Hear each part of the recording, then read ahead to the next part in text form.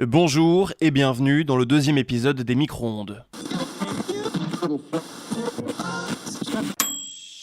Les Micro-ondes, un podcast imaginé et produit par Cyril Ardo. Les Micro-ondes, c'est le podcast qui parle de radio. Aujourd'hui, je reçois Frédéric Lodéon. Vous le connaissez comme producteur à Radio France, sur France Inter tout d'abord pendant 22 ans avec son émission Carrefour de l'Odéon, puis sur France Musique avec la même émission. Vous le connaissez aussi sûrement pour sa carrière de violoncelliste et de chef d'orchestre. Pendant plus d'une heure, Frédéric Lodéon se raconte, lui, l'enfant timide qui a grandi dans le Pas-de-Calais, devenu un musicien que tout le monde s'est arraché. Frédéric Lodéon, homme de radio qui a accompagné les après-midi de millions de personnes, et on le sait moins, aussi un passionné de pêche et de réseaux sociaux.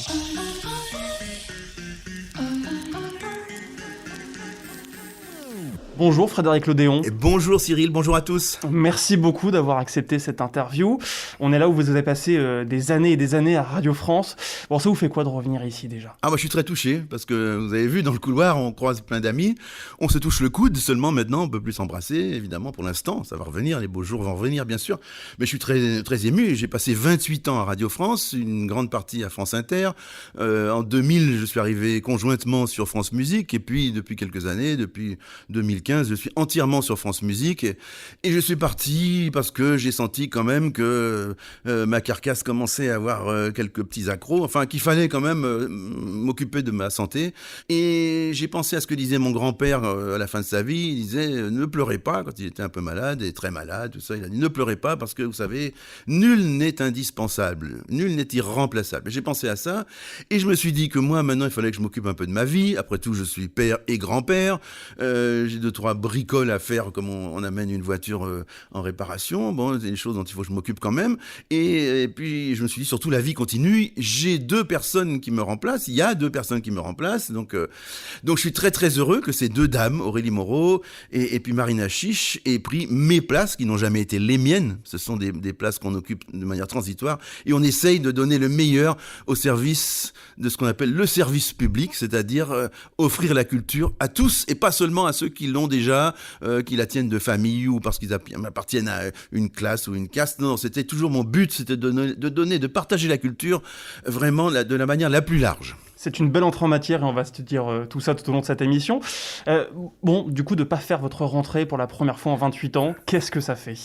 Un petit pincement au cœur quand même, soyons francs, parce que évidemment, j'arrive devant cette maison, j'ai pris mon métro et puis mon bus comme d'habitude, masqué comme tout le monde, comme il le faut, et puis je vois cette belle maison et je connais tout le monde, des plantons à l'entrée, aux hôtesses qui sont dans le grand hall, en passant par les gens des couloirs, par les collègues, vous avez vu, les collègues de bureau, voilà, on se salue. Oui, un petit pincement au cœur, mais on peut pas tout avoir dans la vie, on peut pas avoir dit je m'en vais en ayant bien réfléchi, et je dois dire que le confinement y a été pour quelque chose, parce que quand on nous a demandé de rester à la maison, puis de prendre une feuille signée, d'affirmer qu'on était obligé de sortir, ça fait que je suis resté quand même, comme beaucoup, chez moi, devant ma télévision, à écouter la radio, à lire des livres, mais au bout d'un moment, il y a une sorte d'inertie qui s'installe, et j'avoue que j'ai perdu un peu de cet élan pendant ce temps-là, et en même temps, c'était pas trop grave, parce qu'arrivé à 68 ans, évidemment, on peut se dire que ça suffit. Les copains m'ont dit, tu as déjà assez donné, c'est-à-dire j'ai quand ça même... reste de la retraite. Oui, ça, bien que ce mot, il soit un petit peu large, parce que selon la santé qu'on a, selon le métier qu'on exerce, évidemment, je pense que quelqu'un qui serait sur un chantier serait beaucoup plus épuisé que moi, beaucoup plus marqué que moi, donc la retraite dépend aussi de l'hérédité, de ce qu'on a comme santé acquise, et puis celle que la vie vous a laissée, en quelque sorte, selon les accidents de la vie. Donc là, je pense que je m'en suis bien sorti à 68 ans, après 51 ans de vie musicale, c'est-à-dire que j'ai commencé à jouer du violoncelle en public, à gagner ma vie avec mon violoncelle. La première fois que je suis venu, c'était à France Musique, dans cette maison, et c'était en 69, donc j'avais 17 ans. Et j'ai gagné mon premier cachet, je revois ce papier bleu que j'ai reçu de 50 francs. J'ai joué du violoncelle dans une émission de France Musique avec un producteur qui était en même temps musicologue, et je jouais des extraits des sonates de Beethoven, et lui, il montrait, il analysait ces extraits, il y avait un pianiste aussi, et c'était ma première apparition à France Musique, première apparition professionnelle, on va dire, payante, pour dire les choses. Et donc, ça fait 51 ans. 51 ans, c'est beaucoup d'aventures. La musique d'abord, le violoncelle qui a été mon premier cheval de bataille, si j'ose dire. Et puis le violoncelle m'a amené dans les médias à travers un personnage qui est toujours, je crois, très cher au cœur de beaucoup de téléspectateurs et d'auditeurs, Jacques Chancel. C'est le grand échiquier. En 75, on m'a demandé de remplacer un violoncelliste qui était malade, qui devait jouer avec Yehudi Menuhin, pas moins. Et je me souviens que je n'avais pas le téléphone, il n'y avait pas de téléphone portable, bien sûr, à l'époque. Et on m'a envoyé un télégramme. J'habitais dans un pavillon à Arcueil-Cachan, et j'ai reçu un télégramme, c'était un papier bleu à l'époque, de l'assistante de Jacques Chancel, et qui me disait est-ce que vous pouvez appeler d'urgence le grand échiquier ? Alors je suis allé dans une cabine téléphonique, ça existait encore à l'époque, avec 2 pièces de 20 centimes, et j'ai appelé un peu ému ce numéro, et on m'a dit écoutez, voilà, Yehudi Menuhin est bien embêté, il devait jouer un trio au grand échiquier, c'est en décembre 75, et on vous a recommandé quelqu'un qui s'appelle Bruno Mont-Saint-Jean, qui est un grand cinéaste musical, il est violoniste lui-même, il a fait des films formidables sur Yehudi Menuhin, sur Sviatoslav Richter, sur David Oistrakh, le grand violoniste soviétique, sur un tas de gens merveilleux, le chanteur Dietrich Fischer-Dieskau, enfin bon, c'est un amoureux de la musique qui a transformé son amour en cinéma. Et il m'avait enregistré, il m'avait fait un petit bout de film, une petite pièce de Mendelssohn que je jouais avec Daria Ovora, superbe pianiste, et c'est lui qui connaissait Menuhin et qui a recommandé mon nom à Menuhin. Et comme ça que je suis arrivé, j'ai acheté un costume vite fait, qui me serrait un peu trop au moment de jouer d'ailleurs, mais enfin bon, il était joli à l'antenne, à l'écran, et j'ai joué, et là, Yehudi Menuhin a dit à Jacques Chancel écoutez, ce jeune homme, il joue vraiment bien, mais il n'a pas eu beaucoup de temps pour s'exprimer. J'avais joué 45 secondes à côté de Menuhin. Et grâce à cette gentillesse de Menuhin et à l'oreille de Jacques Chancel, qui a entendu ça, j'ai été réinvité en mars 76 dans une émission qui s'est appelée Le Printemps des Jeunes. Et là, Jacques Chancel m'avait demandé d'écrire un plan d'émission. Il avait demandé à 3 artistes, 3 jeunes, d'écrire un Printemps des Jeunes télévisuel. Il se trouve que c'est mon plan à moi. Moi, j'aimais beaucoup écrire quand j'étais plus petit. À l'école, déjà, j'avais un amour de l'écriture, de la langue française. Et donc, j'ai fait ma rédaction, comme on faisait à l'école. Et j'ai proposé d'aller chercher des jeunes, soit à l'école, d'aller leur demander ce qu'ils pensaient de la vie, soit au lycée, soit sur les stades de football, soit même dans les usines. Parce qu'à l'époque, les jeunes travaillaient encore en usine. Enfin, on a continué à travailler.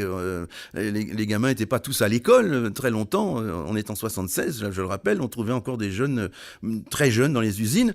Et donc, j'ai proposé ce plan et il a été accepté. C'est-à-dire que Jacques Chancel a trouvé que j'étais vraiment celui qui avait construit l'émission la plus solide, peut-être.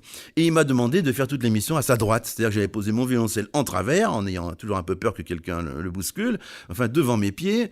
Et je me levais de temps en temps. Dès le début, j'ai joué sur le générique, j'ai joué le final du concerto en do majeur de Haydn avec un orchestre que j'avais constitué moi-même, c'est-à-dire j'avais demandé à des jeunes, des copains du conservatoire, j'avais quitté le conservatoire, mais je fréquentais encore le café de l'Europe, qui est un peu comme le café des ondes, à côté de Radio France. Ici, il y a le café des ondes, qui est notre lieu de rassemblement, à nous tous, à vous tous, les auditeurs vont là, les producteurs, tout ça, bon, les invités, les émissions, et en ce temps-là, rue de Madrid, il y avait le café Paris-Europe, et là, on se regroupait.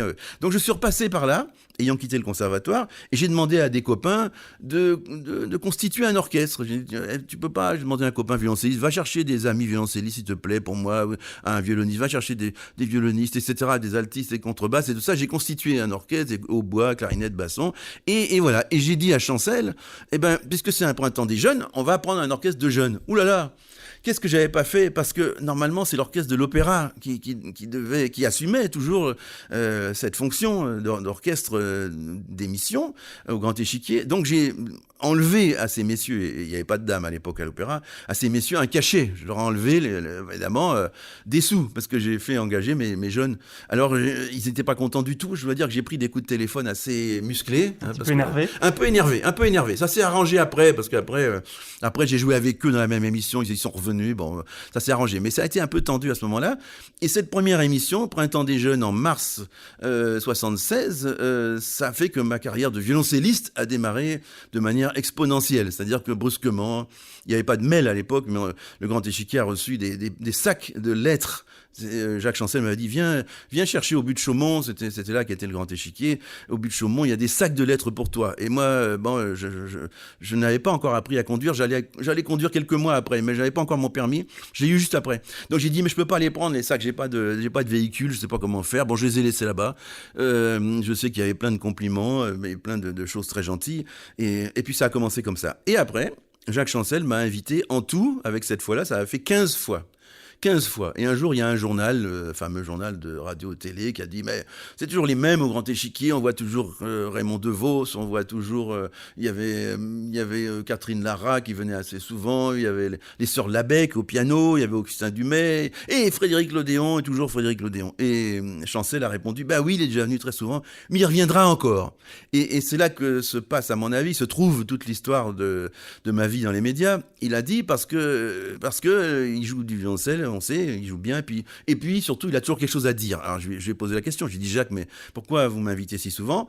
Alors, il m'a répondu, mais parce que, voilà, si jamais j'ai une panne de caméra, si jamais il y a sur le plateau une corde de violon qui casse, s'il y a un incident quelque part, parce qu'à l'époque, le Grand Échiquier était en direct, faut pas oublier, maintenant on enregistre tout, mais à l'époque, l'émission de télé était en direct. Alors, il y a encore un peu de direct, hein, heureusement. Beaucoup moins. Ouais, beaucoup moins, mais enfin, bon, les victoires de la musique sont toujours en direct. J'ai co-présenté les victoires de la musique classique 17 fois de suite. Alors, je peux vous dire, c'était vraiment du direct. Et c'est toujours du direct, évidemment. Musique en fête, c'est du direct, etc., etc. Enfin, beaucoup moins. Mais à l'époque, toujours, tous les mois, le Grand Échiquier était en direct. Donc, il m'a dit ça. Il m'a dit, mais si je me tourne vers toi, je sais que tu vas toujours trouver quelque chose à dire. Je peux compter sur vous. Et voilà. Alors, lui, il me tutoyait, parce que après, j'ai tutoyé aussi. Mais donc, ça m'a donné l'idée quand même que j'avais une autre vie que celle de violoncelliste. La vie de violoncelliste était formidable. J'ai beaucoup aimé le violoncelle, c'est la base de mon existence même. Mais quand même, à travailler tout le temps ce gros instrument impossible à transporter dans les avions, dans les taxis, tout ça, j'ai senti qu'il y avait peut-être une autre ouverture dans mon existence. Et je crois savoir qu'une fois que Jacques Chancel a dit ça, vous n'êtes plus retourné dans le Grand Échiquier. C'est-à-dire que le Grand Échiquier s'est arrêté. Et effectivement, en 89, une nouvelle patronne de la télévision, qu'il a peut-être regretté après, a décidé qu'il y en avait assez de tous ces barons, tous ces gens, et elle a arrêté le Grand Échiquier. Effectivement, j'étais passé 15 fois, j'avais pas trop à pleurer quand même. Et puis, Jacques Chancel a été nommé directeur de l'antenne de FR3 à l'époque. On disait FR3, France 3. C'est devenu France 3, ouais. Voilà. Et à ce moment-là, comme il a tenu à ce que la musique classique existe toujours, il m'a confié une émission qui s'appelait Musique Maestro. En fait, on avait trouvé un titre que j'aimais bien, c'était La Note Bleue. Et mon assistante et amie Cécile m'a dit, j'ai regardé à l'INPI, je regarde dans cet organisme, sur le site de cet organisme. L'INPI, c'est les noms déposés, c'est ça ? Voilà, tout ce qui est Institut National de la Propriété industrielle ou intellectuelle, je me souviens pas. Voilà, en tout cas, c'était déjà pris. Quelqu'un avait déposé la note bleue pour toutes sortes de choses, c'est-à-dire d'abord pour une émission éventuelle de radio-télévision, mais aussi pour une bière. Si vous vouliez appeler une bière la note bleue, c'est impossible, il fallait lui verser de l'argent, un stylo, la mousse à raser, une voiture. Je me souviens, tout était bloqué par ce type, et j'ai appris après qu'il y avait des gens comme ça qui posaient des filets en quelque sorte. Ouais, c'est un business. Hein. Et c'est un business de poser des noms, et après, si vous voulez utiliser ce nom-là, il faut payer. Et j'ai demandé à la production de l'époque, parce que c'était déjà une production extérieure, c'était Caméra Continentale qui faisait ces émissions, c'était déjà pas la télévision qui produisait directement, on déléguait à une production extérieure. J'ai demandé au patron de cette production, est-ce que ça coûte cher ? Est-ce que le type demande beaucoup d'argent ? Il a dit, ah oui, c'est terrible, il demande, il va nous ruiner, enfin je veux dire, voilà, le budget de l'émission va y passer en partie, donc c'est pas la peine. Il faut absolument changer de nom. Et c'est là qu'avec Cécile Bonnet-Desclostres, qui m'a assisté durant toute ma présence à Radio France, ou presque, mais vraiment, et même pour ces émissions de télévision, on a cherché, je me souviens, comme des fous, et un soir dans un restaurant chinois en banlieue, on dit, ah tiens, regarde, j'ai dit, regarde s'il n'y a pas déjà Musique Maestro, musique avec une virgule, maestro, 2 majuscules et M, et un point d'exclamation. Je tenais beaucoup à ça parce que je trouvais qu'il fallait que ça claque un petit peu. Ça apportait du dynamisme. Oui, absolument. La ponctuation était très importante. Alors, inutile de dire que quand ça a été reporté dans les journaux, les gens oubliaient souvent la majuscule, 2 majuscules, la virgule évidemment. Bon, j'étais un peu agacé, mais enfin bon, peu importe. Et Et donc ça a démarré et Chancel râlait un peu parce qu'il a dit il avait annoncé la note bleue. J'ai dit oui mais voilà ce qui va se passer. Alors, lui il était un peu au-dessus de ses contingences, il s'en foutait. On s'en fout, on va continuer comme ça. Non. J'ai dit parce que il faut être raisonnable en bonne ménagère. Il faut tenir le budget et la production a dit qu'il faut changer. Donc on a changé, ça n'a pas provoqué de problème. La presse s'est vite adaptée. Bon, il y en a qui ont mis un peu encore la note bleue mais peu importe. Bref, un gros lancement parce que c'était une chose très risqué de proposer de la musique classique à 20h35 le dimanche soir. Oui, puis on commençait à vous connaître aussi. On commençait, mais oui, c'est ça. Mais c'était pas ça le risque. Le risque, c'était de proposer de la musique classique à cette heure-là. À ce moment-là, on a fait avec l'Orchestre de Paris une superbe émission en octobre 90. Et là, la jalousie s'est déclenchée. Un monsieur qui était sur France 3 et qui faisait de la musique aussi était ivre de rage de constater que c'est pas lui qui faisait cette émission en direct. Donc, il y a eu intervention, il y a eu blocage et pendant plusieurs mois, et tristement, l'émission a été interrompue. C'est-à-dire qu'on n'en a fait qu'une, alors qu'il y en avait 6 de prévues. Et voilà que le public, il faut toujours demander au public, c'est comme dans la démocratie, c'est les citoyens, c'est le peuple qui décide au fond, on espère en tout cas. Et le public râle tellement, envoie encore des sacs de lettres, etc., que Jacques Chancel me téléphone en disant, dis donc, il faut vraiment redémarrer, parce que les gens sont furieux qu'on n'ait pas tenu ce qu'on avait dit. On avait dit qu'on ferait 6 émissions de suite. Et nous avons recommencé en février seulement. Il y a eu un trou important. Il y a eu d'octobre 90 à février 91. On a recommencé avec l'orchestre du Capitole de Toulouse et Michel Plasson. Ensuite, on est allé en Auvergne avec l'orchestre d'Auvergne, avec Jacques Cantoroff. Ensuite, je crois on est allé à Montpellier, on est allé à Bordeaux, et puis on a conclu à Strasbourg. Et là, ça s'est arrêté de nouveau. Pourquoi ? Parce que le président de l'époque, qui était un ami de Jacques Chancel, a été mis dehors, a été attaqué de manière très basse. On l'a accusé de toutes sortes de mots, et c'était pas vrai. On l'a constaté ultérieurement, et il a été remplacé par un autre président qui était plus proche du pouvoir en place en ce temps-là, et qui a dit mais c'est peut-être un peu élitiste de mettre de la musique classique à cette heure-là, sans avoir vu l'émission d'ailleurs. Il s'en est excusé par la suite. Et bon, on ne va pas citer de nom, mais enfin, en tout cas, voilà. Vous savez, malheureusement, et là, je le dis très fort, en France, les médias et la politique sont malheureusement beaucoup trop liés. C'est-à-dire qu'à l'époque, on enviait la BBC, la Bib, qui avait eu le même directeur pendant 32 ans, quel que soit le régime. Et chez nous, arrivait un nouveau président, arrivait un nouveau ministre, et crac, ça y est, tout changé comme ça. Bon, j'espère que ça s'est un peu solidifié, j'en suis pas sûr. Mais en tout cas, à l'époque, ça s'est arrêté comme ça. Mais tout ne s'arrête pas là, puisque un peu de temps après, je vais ici sur France Inter, je dis ici, c'était à Radio France, et j'avais commencé à diriger, en plus de mon violoncelle, et même pour remplacer le violoncelle, parce qu'il avait fait son temps à mon avis, je commençais à diriger, parce que j'avais été invité sur un bateau, qui avait été le France, autrefois, un ami m'avait demandé de venir jouer du violoncelle sur le bateau, et j'ai dit, je peux pas, parce que je me suis foulé le poignet, je peux pas. Il m'a dit, écoute, viens, pourquoi tu dirigerais pas l'orchestre ? Parce que t'es pas plus bête qu'un autre, il y a tellement de chefs d'orchestre qui sont pas tellement malins, finalement, et puis qui dirige très bien, et il a fait un peu abaisser la profession qui était en plus la sienne, mais enfin bon, c'était sympa, c'était dans l'humour, tout ça. Pourquoi tu dirigerais pas ? Et voilà, je me suis dit pourquoi pas, et j'ai dirigé, ça s'est tellement bien passé on a commencé à le savoir, et on m'a engagé. Donc c'était une nouvelle vie, et pour raconter cette nouvelle vie, un jour je suis invité, pas engagé, invité, chez Jean-Luc S, mon cher Jean-Luc S, grand journaliste. À France Inter, qui est devenu ensuite président de Voilà, qui est Radio devenu France. Président de Radio France, qui a été directeur de France Inter avant ça. Et je me souviens, dans cette émission, il y avait Éric Orsena.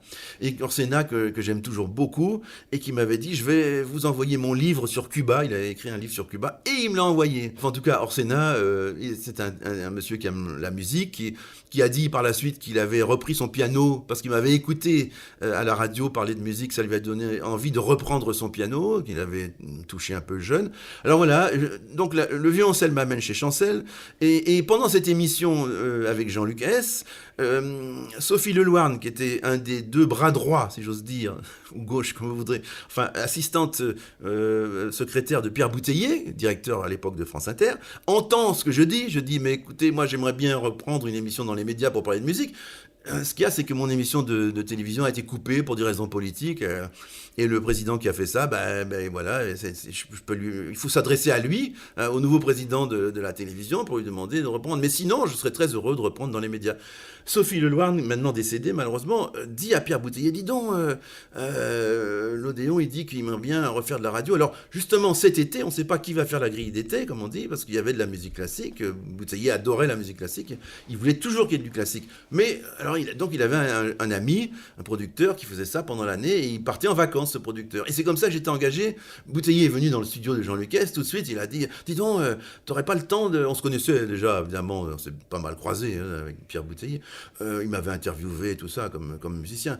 Et il m'a dit, t'aurais pas le temps cet été? Alors j'ai dit, oui, si. Je serais très, très heureux, quoi. Mais j'ai un festival, je menais un festival à Gréoux-les-Bains, dans les Alpes de Haute-Provence, et j'ai 13 jours d'absence, je ne serai pas à Paris pendant 13 jours. Alors, Bouteiller dit, ça fait beaucoup quand même, on va mettre 13 PAD, comme on dit dans la radio, 13 enregistrements. Prêts à diffuser, voilà, enregistrements faits à l'avance.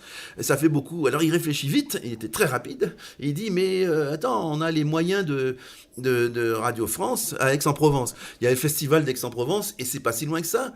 Alors, si tu prenais une voiture, tu descends tous les jours de ton festival, et tu vas faire ton émission en direct. C'était à 15h à l'époque. Ah, je dis, mais pourquoi pas? Voilà, très bien, je loue une voiture là-bas, puis je descends, sauf qu'on n'avait pas imaginé qu'il pourrait y avoir une énorme grève des camionneurs. C'était en 92, donc, et là, toutes les routes bloquées, vraiment. Et le premier jour, j'ai failli ne pas arriver, parce qu'il y avait des camions en travers. Heureusement, je discute avec eux, ils étaient sympas, ceux-là. Il y avait une émission qui s'appelait comme ça, les routiers sont sympas. Je leur dis, c'est vital pour moi, c'est ma première émission de radio sur France Inter, il faut absolument que j'arrive, les gars. Alors ils m'ont laissé passer, je suis arrivé. Seulement, la console pour passer les disques, c'était des disques à l'époque encore, n'était pas arrivée, elle était restée coincée dans un train à Lyon, parce que les trains étaient bloqués aussi. Ce qui fait que j'ai fait ma première émission sur France Inter à distance, avec la réalisatrice qui était restée à Paris, les disques étaient lancés, comme on dit, de Paris, et puis moi qui parlais devant un micro tout seul, tout nu, à Aix-en-Provence. Et puis ça s'est tellement bien passé, j'ai eu des échos excellents d'un certain côté, et puis par contre de ma propre mère, j'ai eu des échos très difficiles, parce que je lui ai demandé, maman, alors qu'est-ce que tu trouves? Tu me demandes, écoute, non, je comprends pas ce que tu veux faire, parce que moi j'avais fait une émission un peu rock'n'roll, comme aurait dit Jean-Luc Hess, c'est-à-dire quelque chose avec des morceaux courts, avec un ton extrêmement rentre-dedans, convivial, joyeux, même très, très différent de ce qu'on faisait à l'époque. Très jeune. Sur France Musique. Oui, pourtant je n'étais pas si jeune que ça, j'avais quand même 40 ans, mais je me sentais encore assez jeune, et j'avais le ton, je pensais que ce ton-là pouvait rapprocher la musique de mes amis, les amis que je rencontrais dans les cafés, dans les restaurants, partout, dans ma vie quotidienne, parce que je disais, mais dans la vie quotidienne, les gens ne parlent pas comme on parle de musique classique d'habitude, c'est-à-dire on entendait souvent à la radio ou dans les commentaires, alors Madame Machin Truc qui va jouer Salgavo à Paris, le Köchel 214 de Mozart, n'est-ce pas, nana? J'ai ce ton-là, j'en pouvais plus, moi, en tant que musicien, je pouvais plus entendre ça. Et j'avais décidé de parler comme tous les jours, de parler comme je parlais d'habitude à mes amis. Et ma propre mère a eu peur. Parce que pour elle, parler de musique, c'était comme on parlait à la radio à l'époque. Parce que ça a beaucoup changé. France Musique, notamment, a beaucoup, beaucoup changé. C'est-à-dire que maintenant, ou à la télévision, on ne parle pas comme ça. Mais à l'époque, pour faire chic, pour être respectable, il fallait paraître extrêmement pondéré, parler de manière un peu empoulée, etc. Et moi, j'ai fait exploser tout ça ce jour-là. Et ma propre mère m'a dit, je comprends pas. Elle a eu peur. Elle a vraiment eu peur. Et parce que peut-être on ne s'adressait pas non plus aux personnes les plus populaires. On s'adressait peut-être aussi à une sorte d'élite. On avait peut-être dans son idée, effectivement, qu'il ne fallait pas je ne sais pas si c'était conscient, mais que le peuple, moi j'ai souvent dit ça a fâché des gens, mais que au fond, la musique classique c'est un trésor, et que certains voulaient, ou certaines voulaient le garder, ce trésor, ne voulaient pas le partager avec d'autres. Comme si on avait des pierreries, ou je sais pas, ou du caviar, ou du foie gras qu'on ne voudrait pas partager avec d'autres. Et moi je voulais absolument partager, c'était mon premier but. Donc très peu de gens ont été énervés, même quelques journaux, curieusement, qui étaient censés être populaires ou de gauche, m'ont attaqué les premiers. J'ai jamais compris pourquoi, parce qu'il me semble que c'était une démarche plutôt de partage, justement. Mais ils ont trouvé ça trop populaire, trop facile, trop, peut-être un mot horrible pour eux, commercial, je sais pas. En tout cas, l'émission a bien démarré quand même. Il y a eu quelques attaques, mais il y a eu aussi beaucoup de soutien. Et puis, elle a grandi en 93. Donc, j'ai fait les 2 mois d'été de 92. En 93, je suis revenu. Puis là, Pierre Bouteiller est descendu à la fin du mois d'août dans le studio pour me dire, dis donc, est-ce que tu aurais le temps de continuer toute l'année? Oh là là, je vous dis pas la joie que j'ai eue. J'ai dit, mais oui, mais je m'arrangerai, quels que soient les concerts que j'ai ou bon, j'avais des activités, j'étais professeur à Lausanne aussi à un moment donné, après j'étais à Rouen, enfin bon, j'avais quelques activités autour et puis quelques concerts, même si j'avais lâché le violoncelle en grande partie, mais je commençais à diriger assez fréquemment. J'ai dit, je m'arrangerai, je serai toujours présent, on fera quelques enregistrements PAD, comme on a dit tout à l'heure, c'est-à-dire prêt à diffuser, des enregistrements faits à l'avance, mais en gros, je te garantis d'être là, je sais pas, dans 95% des cas, je serai présent. Et c'est ce qui s'est passé. Et en 93, donc j'ai fait cette première année pleine. Et là, arrive l'été, et Bouteiller me dit, normalement, tu devrais prendre des vacances, mais je sais pas comment faire pour te remplacer. Donc, alors moi, bêtement flatté, je me suis dit, on peut pas me remplacer. Alors j'ai continué, et j'ai fait ça 2 fois de suite. J'ai fait 2 fois le tour du cadran, 2 fois sans prendre de vacances du tout. Année et été, et vacances scolaires. C'est interdit normalement. Mais enfin bon, je regrette pas, c'était bien. J'ai comme ça solidifié mon antenne, j'ai solidifié mon audience, notre audience, parce que c'est pas mon audience, c'est l'audience du service public et de cette grande maison qui est Radio France. Et puis après, ça continue. Et puis après, les directeurs ont changé. Jacques Santamaria est arrivé. Il m'a dit, je ne veux pas que tu crèves au micro, donc tu vas prendre 1 mois de vacances. Et là, j'ai commencé à détendre un peu les mailles. Et puis, je suis toujours vivant, quoi. J'ai résisté à cet effort colossal que j'ai donné vraiment dès le début. Et quand on vous propose de faire Carrefour de l'Odéon, parce que c'est bien de ça dont on parle, en 92-93, est-ce que vous vous dites à ce moment-là que ça va durer 28 ans ? Pas du tout. Alors 92, c'est le premier Carrefour de l'Odéon, le 7 juillet exactement. Je sais, puisque comme j'ai demandé ma retraite, on a cherché les premières dates, la maison a regardé. Et d'abord, le titre a été trouvé par Pierre Bouteiller. Et moi, j'ai dit, c'est peut-être un tout petit peu égocentrique, ça s'appelait presque, ça s'appelait comme un carrefour parisien bien connu. Et puis mon nom, il ressemble, à part qu'il y a une apostrophe pour le carrefour. Dans mon nom, il n'y a pas d'apostrophe. Mais bon, c'est un peu prétentieux peut-être, je sais pas. Il m'a dit, est-ce que ça te fait rire si je dis Carrefour de l'Odéon? Je dis, ouais, ça me fait rigoler, c'est marrant comme titre. Et puis ça accroche. Il a dit, bon, voilà, on le prend, on le garde, ce titre-là. Eh ben, très bien. Il y a la jeune personne qui m'a succédé pendant ces temps-ci, là, pour le dimanche, pendant l'émission hebdomadaire, elle s'appelait Marina Chiche. Et notre directeur d'aujourd'hui a dit, pourquoi on n'appelle pas l'émission, vous avez dit classique, Chiche. Elle aussi, elle a dit, non, c'est un peu beaucoup peut-être, prendre mon nom. Et puis, pareil, c'est tellement frappant qu'on a gardé le titre, il est marrant. Moi, je pense à un autre jeu de mots, mais il passerait moins sur France Musique, avec Marina Chiche. Mais pourquoi Achiche.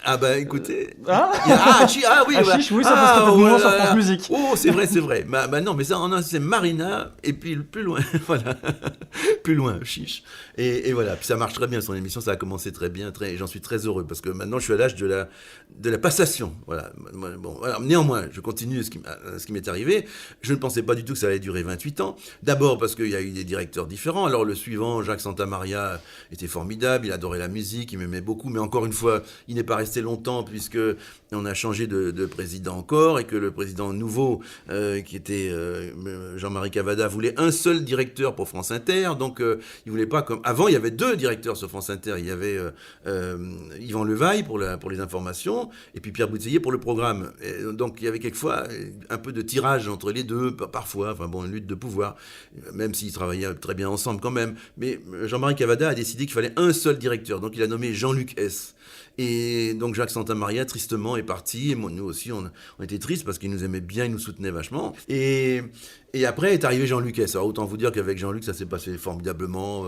On se connaissait déjà, il avait été à l'origine de ma carrière radiophonique. C'est dans son émission qu'on m'avait entendu, qu'on m'avait engagé. Et je dois citer d'ailleurs l'autre bras droit, si j'ose dire, de Pierre Bouteiller. C'est Nicole Rossi, qui nous écoute, qui est toujours là, et qui a beaucoup insisté pour que je continue, parce que Pierre Bouteiller, honnêtement, était un peu embêté de remplacer son ami par moi-même à la rentrée de 93. C'est quand même difficile de dire à son ami, écoute, je suis désolé, il a fait en sorte qu'il ait encore une carrière dans une autre radio, mais enfin bon, c'était très dur pour lui. Et Nicole Rossi, qui était l'autre assistante, bras droit de Pierre Bouteiller avec Sophie Leloirne, a beaucoup insisté en disant à Pierre Bouteiller, tu sais, vraiment ce qu'il fait, c'est vivant, c'est ouvert sur la vie, c'est quelque chose, il faut absolument... Donc je la remercie encore aujourd'hui, et parce que lui, il était un peu hésitant, il faut bien dire la vérité. Mais bon, une fois lancé, tout s'est bien passé, et jamais je n'aurais pensé que ça allait durer tout ce temps-là. Les directeurs se sont succédés. Il y en a eu de moins faciles à vivre. Je dois dire j'ai quelquefois eu des ennemis. Carrément, il y a eu des gens d'abord qui n'étaient pas vraiment des professionnels, qui sont arrivés là un peu par hasard, par la politique, sur France Inter, sur le tard notamment, et quelquefois un président de Radio France qui n'était pas non plus franchement un homme de radio. Il y a eu des gens qui n'aimaient pas du tout la musique comme directeur de France Inter, et un personnage qui n'aimait pas du tout la musique classique, qui m'a dit dans un couloir un jour, tu sais, moi la musique classique, je suis pas fanatique. J'oublierai jamais ça. J'étais en train de fermer mon studio pour faire une émission de critique de disques, parce que je faisais à l'époque en même temps France Inter et France Musique. Il m'a dit ça avant que je ferme ma porte, que j'ai fermé un peu rageusement. Bon, tout ça, ces gens ont disparu, sont passés. Mais on s'étonne parfois que dans les médias français, de service public, passent des gens qui sont vraiment très loin de ce que représente le service public. C'est-à-dire qui renie une part de la culture, la musique classique. Dire je n'aime pas la musique classique, c'est comme dire je n'aime pas la littérature. C'est aussi fou quand on est c'est très vaste surtout. Un patron d'une grande chaîne publique. Bon, ces gens-là ont été remerciés, ils sont partis faire autre chose. Mais donc j'ai vécu ça, j'ai vécu des secousses comme ça. Et puis un dernier directeur, c'était pour une raison personnelle. Là, il avait des choses il avait une amie à placer, il voulait mettre quelqu'un. Voilà. Et heureusement, à ce moment-là, il y a eu des contre-feux et je suis resté quand même. Et il est parti aussi. Bon, je préfère pas citer ces gens. Mais bon, et maintenant j'ai fini avec sur France Musique ma carrière avec un merveilleux directeur, parce que quand les gens sont bien, il faut le dire aussi fortement.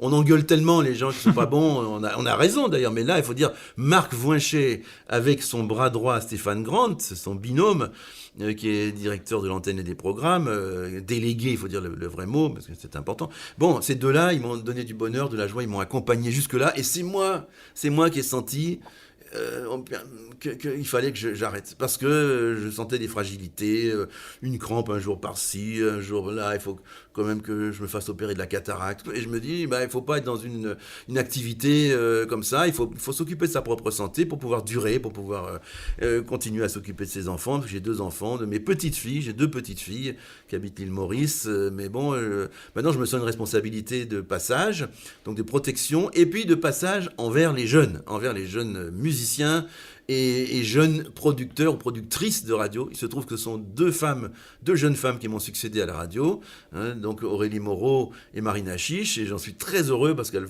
font très très bien ce qu'il faut faire, c'est-à-dire elles ont déjà trouvé leur marque, elles ont déjà trouvé leur ambiance, l'ambiance qu'elles veulent créer, elles ont déjà leurs auditeurs et sur les réseaux sociaux, sur Twitter, sur Facebook, elles sont déjà en échange avec des gens qui sont passionnés. Alors je suis très heureux, je vois que mon départ volontaire, je le rappelle, parce que les gens ont dit c'est vrai, on t'a poussé dehors. Non, mais pas du tout, les amis, c'est moi, vraiment, j'ai dit ça. Et même, je dois dire que Marc Voinchet était très embêté quand j'ai dit ça. Il a beaucoup fait pour me retenir. Il a dit t'es sûr, mais vraiment. J'ai dit oui, je t'assure. Si je te le dis, il faut pas faire le combat de trop. Et c'est très très gentil de m'accompagner comme ça. D'ailleurs, il m'a concocté une grande fête. Il avait déjà fait une fête pour mes 25 ans de carrière à la radio. Vous voyez, l'affection, la tendresse, la gentillesse qu'il y a autour de moi ici à France Musique. Donc non, c'est moi qui ai voulu et je ne regrette pas parce que je vois que la succession se fait fort bien, différemment, mais avec un talent vraiment tout à fait remarquable. Donc moi je suis le grand-père qui regarde avec affection ses fils, ses nièces, ses neveux, ses filleuls, parce que c'est un peu mes filleuls ou mes filles, ces jeunes femmes-là, ou mes petites sœurs, comme vous voudrez. En tout cas, voilà, c'est le point où on se sent responsable de ce qui va suivre, comme on se sent responsable de ce qui va arriver sur Terre, parce qu'avec l'écologie, avec le réchauffement, avec le Covid, avec tout ça, ou la Covid, comme j'aime pas dire, enfin bon, on se dit, qu'est-ce que je peux faire pour aider ceux qui vont suivre, ceux qui vont venir après moi, et celles, évidemment, comme il faut dire aussi. Vous parliez de l'ambiance que vos successeurs, que les 2 productrices qui vous succèdent ont réussi à créer dans leur émission.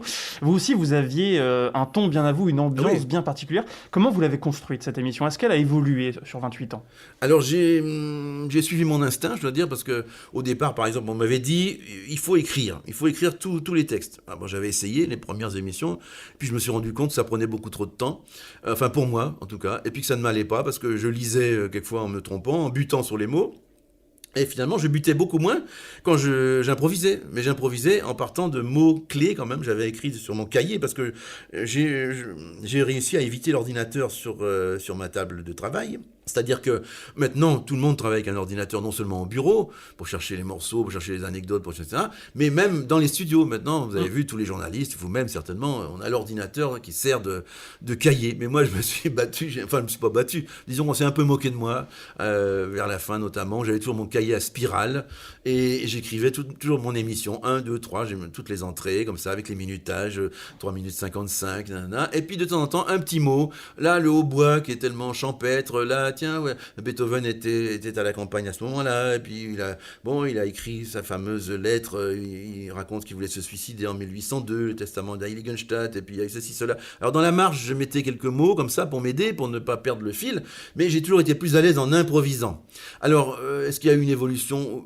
Pas tant que ça, parce que mon idée c'était que si quelqu'un, quand j'étais sur France Inter au début, notamment, j'ai fait longtemps France Inter, 22 ans quand même, je me disais, il fallait que si quelqu'un qui n'aime pas la musique ouvre la radio à ce moment-là, ils se disent pas ah merde c'est du classique parce que j'ai entendu ça quelques fois et qu'ils se disent ah ben diantre ça me plaît bien quand même, ah qu'est-ce que c'est que ce type-là, il est marrant, il nous parle de classique mais c'est quand même vivant et tout ça. Je me suis dit il faut que mes copains de la rue, mes copains de bistrot, mon marchand de légumes, que quand ils entendent ça ils se disent ah ben il nous raconte des trucs drôles sur Chopin, sur Beethoven, sur Mozart qui a fait ci, qui a fait ça, qui s'est fait virer Mozart, il s'est fait virer de chez son patron par un coup de pied au derrière fameux. Enfin bon, des histoires, ils ont été malades, ils ont été joyeux, ils ont été tristes, ils ont été amoureux, ils ont été dans le succès, dans la peine. Enfin pour moi, l'important c'était de raconter ce que ces compositeurs avaient de commun avec les auditeurs. C'est-à-dire que chaque personne qui écoute la radio a, c'est ce que j'ai dit, des moments de joie, des moments de tristesse,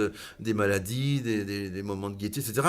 Donc c'est les dénominateurs communs. Pour moi, la chose principale de ce que je voulais faire, c'est d'exprimer le dénominateur commun entre les musiciens et l'auditeur, et les auditeurs, et les auditrices, bien sûr. Et donc, j'ai toujours essayé de faire ça. Alors après, non, ça n'a pas changé, finalement. Sur France Inter, j'ai continué. Après, j'ai eu quelques invités, de plus en plus d'invités. Je me souviens, par exemple, de Daniel Barenboim, grand musicien, fameux musicien mondialement connu, qui est arrivé avec un gros cigare à France Inter, et le directeur de l'époque le poursuivait dans les couloirs, il est très inquiet, il arrive dans le studio, il me dit « Mais Frédéric, t'as vu, il fume. » J'ai dit « Bah oui, mais je ne vais pas demander à Maître Barenboim d'arrêter de fumer. Hein, c'est pas possible. » Donc il a fumé pendant toute l'émission son gros cigare. Et à un moment donné, j'ai levé le nez et j'ai vu qu'il y avait ces petits avertisseurs, vous savez, au plafond comme ça. Et je me suis dit, pourvu que ça sonne pas, ça se mette pas à sonner, parce que ça fait une alerte à incendie, ça fait bip, bip, bip. Et dans les micros, ça s'entend, quoi. Et ça peut s'entendre légèrement, surtout que c'était du direct. Bon, heureusement, le truc devait être en panne. Quelquefois, on va pas changer la pile, je sais pas. En tout cas, ça ne s'est pas déclenché. Mais il y a eu des histoires comme ça. Donc j'ai eu plein d'invités, formidables, extraordinaires, qui n'étaient pas forcément des musiciens, mais toujours des gens qui aimaient bien la musique. Aussi bien Valérie Lemercier, des acteurs, des actrices, des gens qui étaient de tous horizons, mais qui avaient envie de parler, qui avaient une nécessité à parler de musique. Et ça a été une expérience extraordinaire. Donc on a introduit dans cette émission des invités. Et le seul changement qu'il y a eu, c'est quand je suis passé directement sur France Musique, donc en 2014 vraiment, en 2015 est arrivé Marc Voinchet, donc je considère que c'était le moment de bonheur, là. On a eu pendant un an une personne qui est passée un peu par hasard, et qui a disparu aussi. Bon, mais en 14 et en 15, Marc Voinchet est arrivé. Et là, j'ai continué la même chose, sauf que comme il y avait 2 heures d'émission, parce que là, c'était 2 heures, c'était évidemment un temps très large, j'ai commencé à allonger un peu les morceaux que je passais, parce que sur France Inter, il fallait que la parole soit presque première. Au fond, je me suis inspiré de ce qu'a dit un petit gosse de 4 ans un jour qui a écrit il a fait écrire par son père, parce qu'il écrivait encore difficilement. Mais j'aime beaucoup ce que tu racontes, j'écoute quand je reviens de l'école dans la voiture, mais j'aime beaucoup les histoires que tu racontes, mais pourquoi tu passes de la musique ? J'avais trouvé ça extraordinaire, j'avais dit, mais vraiment, ce gosse, il est génial, parce que au fond, il m'a compris complètement. Je voulais amener les gens à la musique par l'anecdote, par l'histoire, par les histoires qui sont très riches, il y en a plein, évidemment. Et ce gosse-là, lui, il attendait la prochaine histoire, il supportait la musique, mais bon. Alors, évidemment, arrivant sur France Musique, où on aime la musique quand même avant tout, j'ai commencé à mettre des pièces plus longues, et, tout en continuant à raconter mes anecdotes, mes histoires, en ayant mes invités. Mais c'est ça qui a changé, c'est le format, quand je suis arrivé à 2 heures d'émission. Et comment vous les trouviez, ces anecdotes ? Eh bien, mon père était musicien. Mon père est venu de la Martinique, ma famille est de la Martinique. Donc, après la guerre, il est parti sur un bateau pour faire de la musique parce qu'il n'y avait pas de conservatoire à Fort-de-France. Il n'y en a toujours pas, d'ailleurs, c'est bien triste. Je ne sais pas comment c'est possible, mais enfin, c'est quand même un département français. Et il n'y a toujours pas de conservatoire. Il y a eu des engueulades, des bisbilles à gauche, à droite, ceci, cela. Alors donc il y a encore moins de conservatoires quand il était jeune. Mon père était né en 28. Donc après la guerre, toujours pas de conservatoire, il prend un bateau, il va s'inscrire au conservatoire de Paris, mais ses parents lui avaient demandé de suivre la tradition familiale qui était plutôt d'être dans la justice. Mes grands-pères étaient mon grand-père paternel, mon arrière-grand-père paternel étaient des avocats, et du côté maternel, c'était un instituteur qui était devenu proviseur de lycée. Enfin, vous voyez, des gens plutôt dans l'éducation ou des gens de robe. Donc mon père avait promis à ses parents d'aller à la fac de droit, sauf qu'il est allé effectivement, mais assez peu. Et en revanche, il a demandé des cours de musique, en particulier à des profs du conservatoire. Et il est entré au conservatoire de musique qui a fait beaucoup d'inquiétudes pour ses parents. Parce qu'on disait déjà avec la musique on crève de faim, c'était l'histoire. Et quand moi j'ai voulu devenir musicien, mes propres parents ont recommencé l'affaire. Ils m'ont dit, je me souviens encore dans la salle de bain, mais tu vas crever de faim dans une chambre de bonne. Alors évidemment, crever de faim quand on me voit, on peut se permettre de rigoler parce que je fais mon poids. Et puis j'ai jamais crevé de faim, j'ai même jamais été au chômage de ma vie, j'ose le dire. Donc voilà, je comprends l'inquiétude des parents, je comprends ça. Mais bon, la musique m'a toujours bien récompensé, je l'ai servi de tout mon cœur. Mon père étant musicien, il y avait à la maison, petit, j'avais à disposition plein de livres sur la musique. Et quand il est mort, quand il est décédé, eh bien, j'ai hérité d'une partie de ses livres. Enfin, on est 6 enfants, donc on s'est réparti un peu ce qu'il y avait d'intéressant. Moi, j'ai pris pas mal de livres musicaux. Et je dois dire que, comme j'étais musicien moi-même, j'ai fréquenté le monde musical réellement. C'est-à-dire, je suis allé dans les salles de concert, j'ai joué avec beaucoup de Vous étiez confrères. violoncelliste. Violoncelliste, j'ai gagné le prix Rostropovitch en 77. Ça fait quand même 43 ans maintenant. Oui, c'est pas tout jeune. J'avais 25 ans quand j'ai eu ce prix. Et j'étais ex-aequo d'ailleurs avec un violoncelliste d'Andorre qui s'appelle Louis Claret. Et donc ma carrière avait commencé en fait l'année précédente avec le Grand Échiquier en 76. J'avais déjà joué en 73 avec le Philharmonique de Radio France, en remplacement aussi d'un artiste qui était tombé malade. Ça avait été un beau début, mais le Grand Échiquier a rajouté une couche. Le Grand Échiquier a fait que j'étais propulsé. Au fond, le prix Rostropovitch, bon, ça a été une confirmation, mais c'est pas ça qui a fait la carrière, parce que la carrière de télévision a été beaucoup plus forte. Là, c'est la télévision qui a fait vraiment ma notoriété. Le saut, le tampon Rostropovitch n'a rien enlevé, évidemment, ça a été une confirmation. Mais c'est plutôt les médias à l'époque qui ont fait ces carrières. On regrette beaucoup aujourd'hui qu'il n'y ait plus ce Grand Échiquier qui a quelquefois été critiqué par certains snobs, il faut bien dire. Bon, maintenant tout le monde le regrette. Hein, on le refait, mais enfin bon, Chancel n'est plus là, et Chancel c'était quelqu'un d'extrêmement doué, qui avait une capacité. Il était doué comme tout. Je me souviens encore, il écrivait ses conducteurs sur du papier blanc, des feuilles A4 tout simplement, de format normal, et courant plutôt, et il écrivait à l'encre violette. Je me souviens de son stylo à plume à encre violette, et il écrivait 3 pages. Le Grand Échiquier, c'était sur 3 pages. Il mettait ça sur une table basse. À l'époque, je l'ai connu, il avait une vue d'aigle, de montagnard qu'il était d'ailleurs, et il lisait de très loin ses questions, c'était même pas écrit d'ailleurs, il avait juste le sujet, et je me souviens qu'il interviewait les yeux dans les yeux. Il n'y avait pas de prompteur, maintenant tout le monde lit des prompteurs, mais il était doué comme c'est pas permis, Jacques Chancel. Alors, c'était un très très grand monsieur, et moi j'ai beaucoup appris avec lui, et je suis un peu un de ses enfants. Je suis pas le seul, hein. François Bunel se considère aussi comme un de ses descendants, celui qui fait les émissions de littérature à la télévision, la grande librairie, la petite librairie. Donc bon, et ces anecdotes, je les ai glanées donc évidemment dans les livres, mais aussi dans la vie réelle, parce que j'ai joué vraiment avec Menuhin, je suis allé à Prague, j'ai joué avec Rostropovitch en Amérique. Enfin bon, j'ai fréquenté toutes sortes de grands musiciens et de musiciens moins connus. Et puis, il faut bien dire la vérité, c'est que puisque le CD existe toujours, tout le monde a dit que le CD allait disparaître, mais non, il est toujours là. C'est comme on a dit que le numérique allait faire disparaître le livre, mais non, heureusement le livre est toujours là. Que la télévision allait faire disparaître le cinéma, mais non, le cinéma est toujours là. Malheureusement, avec la maladie en ce moment, avec la Covid, il est un peu déserté, mais enfin bon, il va revenir à mon avis. Et tout ça, il faut pas oublier que dans les CD, il y a des livrets. Et moi, j'ai reçu dans ma vie énormément de disques. Ils sont dans le bureau. Nous parlons dans une pièce à la France Musique, là, dans le bureau en face, vous avez vu avant 30 000 disques, je crois, quelque chose comme ça. Oui, il y a 30 000 disques à peu près dans ce bureau-là. J'en ai à peu près la même quantité chez moi. Et heureusement, dans ces disques, il y a des livrets. Et dans ces livrets, il y a souvent des choses intéressantes, pas toujours, mais il y a des fois des livrets très fouillés qui vous apportent des choses. En plus, ici à Radio France, il y a, malheureusement, je crois de moins en moins, mais enfin, il y a quand même une documentation extrêmement puissante, extrêmement riche, avec des fichiers, avec toutes sortes qu'on allait chercher. Quand je voulais avoir des renseignements sur une œuvre, j'envoyais ma chère Cécile à la bibliothèque chercher, elle m'a rapporté 5 ou 6 bouquins sur le même sujet, quoi. Donc là, c'est pas le fond qui manque ici. Il y a à Radio France énormément de moyens, plus ce que j'avais reçu de mon père, et plus ce que j'ai vécu moi-même, plus ce qu'on trouve dans les livrets de disques. Bien sûr que je n'ai jamais été en manque d'anecdotes, vraiment. J'aimerais qu'on parle un petit peu de votre carrière de musicien et puis de chef d'orchestre, parce que même si c'est un podcast de radio, c'est quand même grâce à la musique que vous en êtes arrivé là dans les médias. Je crois que votre maman n'était pas vraiment pour que vous deveniez musicien. C'est vrai. Donc, mon père s'étant battu pour gagner sa vie, mes parents ont eu beaucoup d'enfants très vite. Donc, c'était très difficile de vivre à Paris. Heureusement, il y a eu une sorte d'oasis quand mon père a été nommé directeur, c'est pas le conservatoire, c'est une petite école à l'époque, de l'école de musique de Saint-Omer dans le Pas-de-Calais. Alors là, on arrive un soir dans une Aronde, mon père conduisait une voiture Simca, une vieille Aronde, on était tous entassés là-dedans avec nos affaires, on arrivait dans cette ville, il n'y avait personne dans la rue, c'était terrible, la nuit on a pleuré, je crois tellement on s'est dit mais on quitte Paris pour arriver dans ce désert. Et puis dans une c'est un peu bienvenue chez les ch'tis avant l'heure. Mais terrible, c'était exactement ça. Le lendemain, on croise des gosses dans la rue. Ah, rien m'influer, t'as Loalpec avec moi. Ils parlent comme ça, je comprends rien du tout.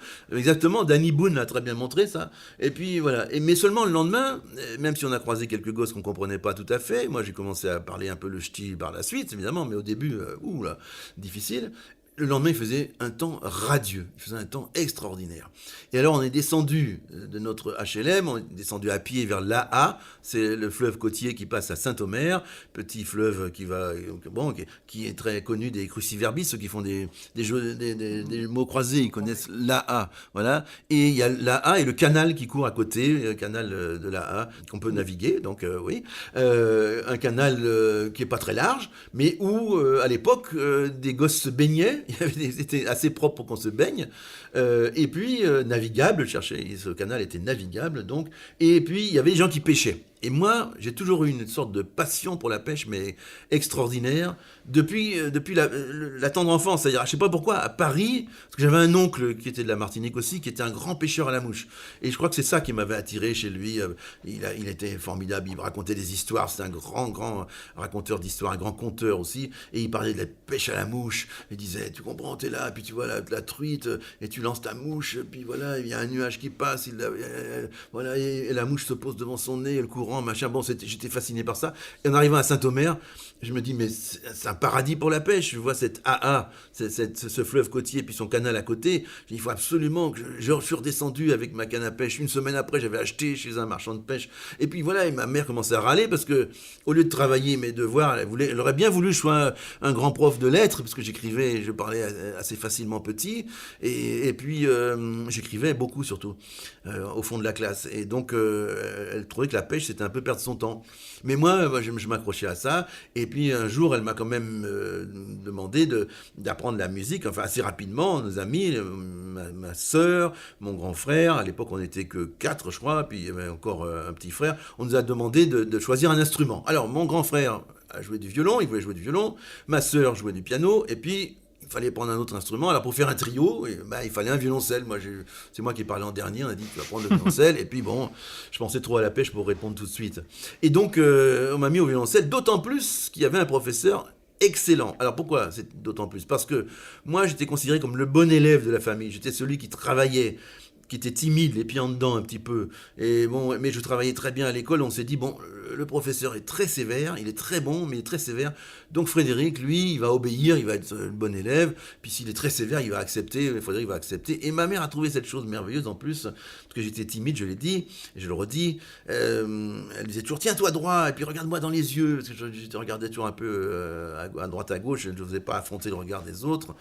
Et donc, elle a trouvé cette chose merveilleuse de maman, vraiment, instrument, et puis tu joueras de ce gros instrument, comme ça tu seras protégé par ce gros instrument. C'est-à-dire le violoncelle, on joue assis, il disait d'ailleurs tu seras assis, donc tu seras plus tranquille, et puis tu seras protégé par ce gros instrument. Je trouvais ça merveilleux. On aurait pu vous mettre à la contrebasse, ça aurait été encore alors plus... là, presque étouffé, là j'aurais été étouffé, j'étais vraiment petit à l'époque. Hein. Mais bon, l'idée était formidable, était très jolie, et j'avoue que je râlais un peu, ça faisait mal aux doigts au début, le violoncelle et tout ça, bon. Et puis j'ai commencé à y prendre goût, parce que mon professeur, il s'appelait Albert Tétard, alors ça faisait rire Albert, puis Tétard en plus, alors on voyait des tétards dans la A, justement, dans la rivière, dans le fleuve côtier, et les gosses dans son dos, parce que j'ai dit qu'il était sévère, donc on faisait pas ça devant lui, les gosses faisaient « Ah, croix, tétard. » Seulement, quand Albert prenait nos petits violoncelles de gosses, là on la fermait, parce qu'il jouait merveilleusement, alors qu'il sortait de faire son jardin, il habitait Coulogne, une toute petite ville, il vivait avec sa maman, à 42 ans, il était encore vieux garçon à l'époque, et d'ailleurs il était resté là, curieusement, alors qu'il était un grand violoncelliste, parce que son père avait été tué pendant la guerre, il était avec sa maman, il soutenait sa maman. Bon, d'accord. Donc, il sortait de son jardin, et il arrivait, quelquefois les mains encore un peu noires, il allait se laver les mains avant de jouer, et il prenait nos petits violoncelles, et là, on était épatés, il jouait tellement bien. Et puis en plus, il était sévère, donc il y avait deux ingrédients. Il jouait merveilleusement, il était sévère, donc vous comprenez qu'un gosse qui est un peu obéissant, il finit vite par progresser, par admiration, et puis un peu par la peur des coups. D'ailleurs, un jour... Oui, je dis des coups, de nos jours, ça paraît incroyable, mais un jour, j'étais allé plus à la pêche que je n'avais travaillé mon violoncelle, il m'a flanqué une baffe. Et puis il m'a dit « Pourquoi tu pleures ? J'ai horreur des gosses qui pleurent. » Voilà, c'était ça, Albert, je peux vous dire. Alors que mon père était directeur de l'école de musique, mon père était son supérieur. Et ben, vous voyez, je le remercie, parce que maintenant, tout le monde aurait dit, c'est scandaleux, un procès, ça, il a foutu une baffe, enfin bon. Et cet Albert m'a mis le virus, mais un autre virus dans le corps, c'est-à-dire l'amour du violoncelle. Il m'a dit, mais tu as des dons pour ça, c'est extraordinaire, j'ai jamais eu d'élève comme toi.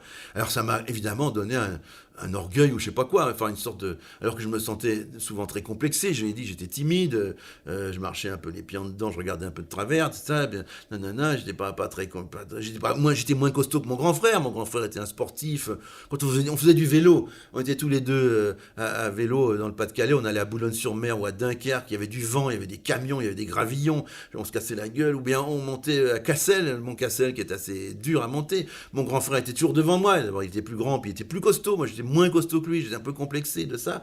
Et quand on m'a dit que j'avais des dons particuliers, quand il m'a dit ça, mon prof, là, brusquement, mon cœur s'est gonflé. Je me suis dit, il y a quelque chose que je peux faire de plus que mon grand frère. Je vais montrer là, avec mon violoncelle, que j'ai quand même une capacité. Et tout ça, et plus l'envie d'échapper au lycée de Saint-Omer, qui à l'époque n'était pas formidable. Quand j'avais quitté Paris, j'avais un professeur extraordinaire, un instituteur. Mon dernier instituteur était extraordinaire. Là... Bon, à l'époque, c'était pas du tonnerre, donc je m'ennuyais en classe et je pensais toujours à la pêche dehors, je regardais les nuages, je pensais au canal de Saint-Omer. C'était un enfant distrait. Oui, mais enfin, je travaillais suffisamment pour passer, voilà, je faisais pas tout très bien, mais enfin, j'avais des facilités en français, bon, déjà, ça c'était pas mal, en allemand, malgré les professeurs très méchants qu'on a eu à Saint-Omer, deux de suite, qui étaient terribles, j'allais bien en allemand aussi, j'étais très très mauvais en maths, ça n'a pas changé du tout aujourd'hui, bien sûr, entre le 2 en maths et le 18 en français, je me débrouillais pour passer quand même. Bon, et puis toujours en penchant vers la nature qui m'attirait, et puis en pensant aussi à ce violoncelle qui devait m'arracher à tout ça pour m'amener au conservatoire.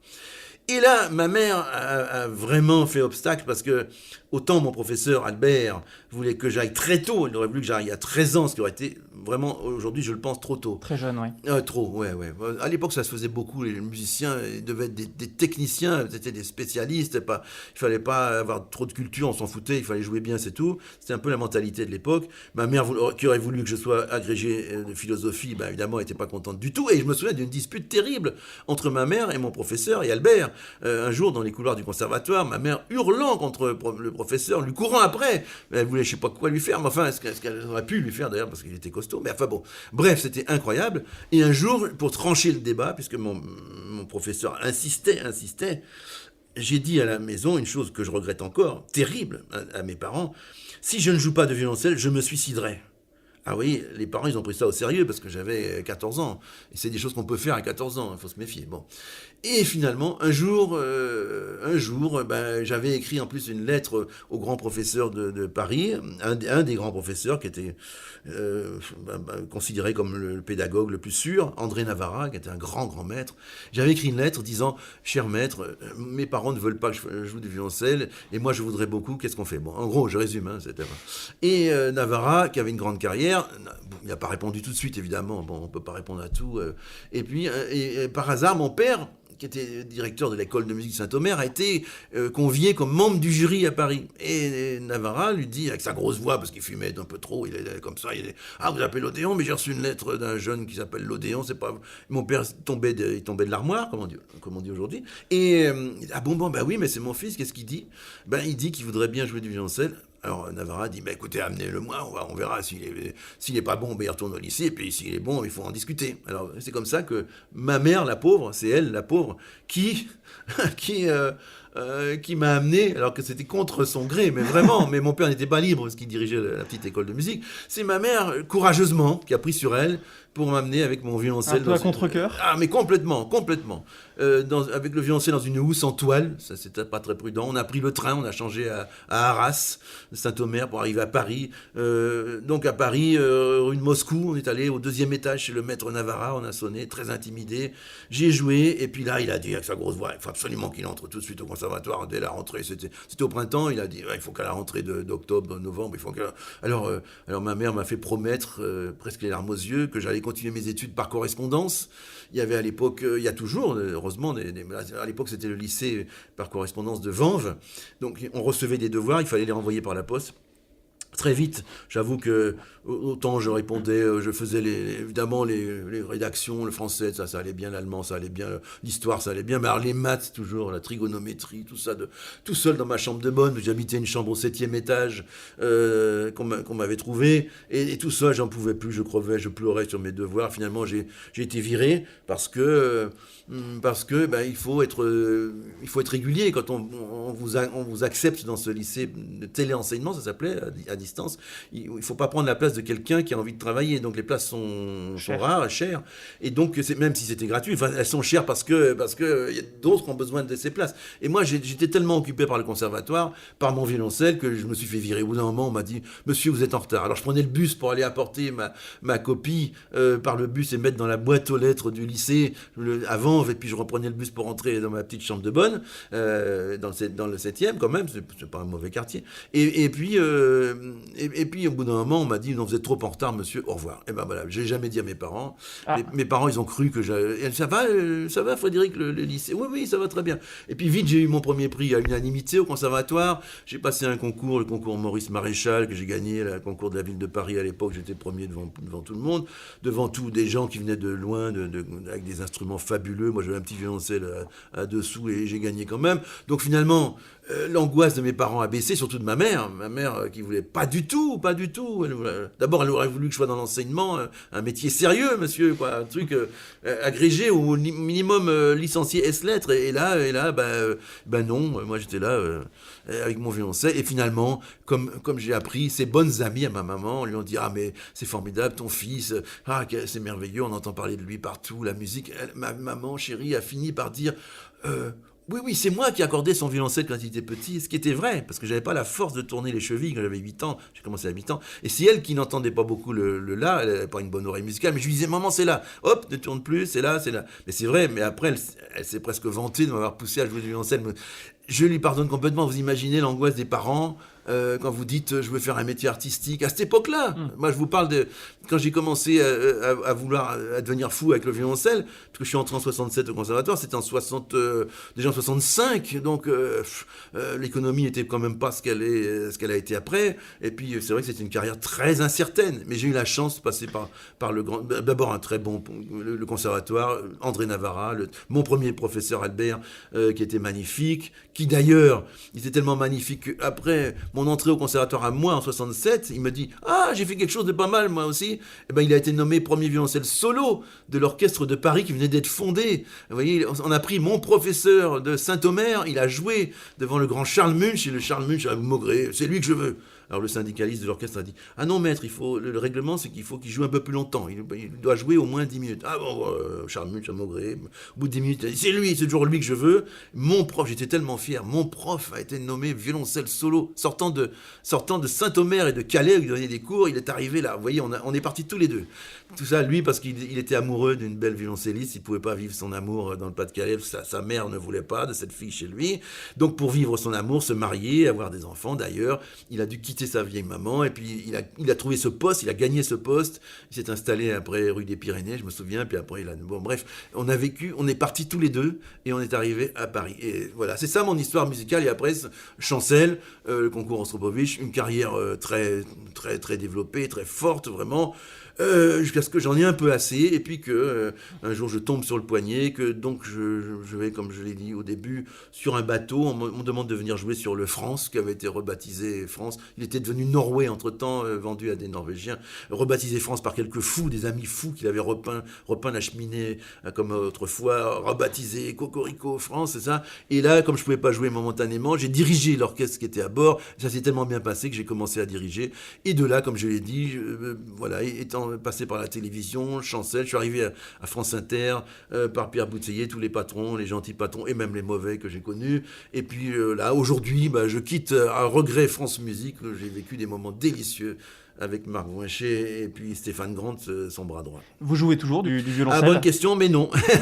Voilà, j'ai toujours un violoncelle chez moi, parce que ça, comme avait dit Rostropovitch, la violoncelle, avec son langage un peu cosmopolite, la violoncelle, c'est la première étage de ton fusée. Moi, comprendre, parce qu'il disait, Rostropovitch ne comprenait pas qu'on puisse lâcher une carrière comme ça, comme celle que j'avais eue, qui était vraiment bien partie, pour aller dans les médias. Il dit, mais en Russie, ce serait impossible. Ça, c'est une histoire très occidentale. Alors, la violoncelle ça a été la première étage de ton fusée, et moi comprendre maintenant, toi faire plein de choses, c'est une histoire très très française cette histoire-là. Et ben mon grand maître Rostropovitch que j'ai connu après Navarra, après Tétard, Navarra, et j'ai eu Rostropovitch qui a été aussi.